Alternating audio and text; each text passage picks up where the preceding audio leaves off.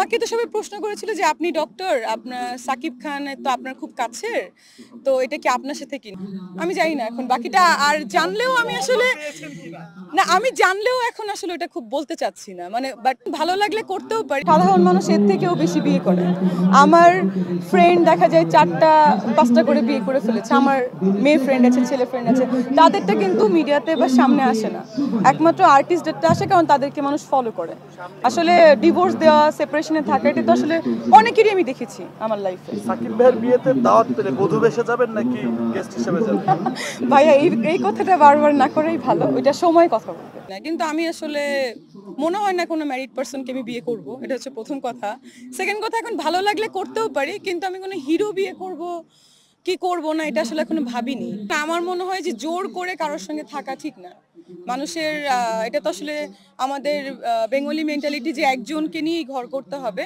যদি আপনার সঙ্গে বা আমার সঙ্গে আমার হাজবেন্ডের ম্যাচিং না হয় মেন্টালি, তাহলে তো আসলে ডিভোর্স দেওয়া বা সেপারেশনে থাকাটাই বেটার। যদিও সাকিব ভাইয়ের সঙ্গে আমার রিসেন্ট একটা ছবির কথা চলছে, এখন সে কেন বলেছে, কাকে নিয়ে বলেছে, এটা আমি আসলে জানি না। আমাকে অনেক জার্নালিস্ট ফোন করছে যে ডক্টর তো আসলে আপনিই আছেন, আর কেউ নেই।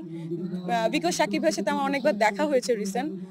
আমি জানি না এখন বাকিটা, আর জানলেও আমি আসলে না, আমি জানলেও এখন আসলে এটা খুব বলতে চাচ্ছি না, মানে বাট না, এটা তো বলা যাবে না। এটা এটা গুঞ্জনই থাকুক। এটা পরে নায়িকাদের বা নায়কদের আমার মনে হয় সবকিছু একটু মানে থাকাই ভালো, না হলে তো হয় না। সরি, সেটা দর্শক বা আপনাদের ব্যাপার।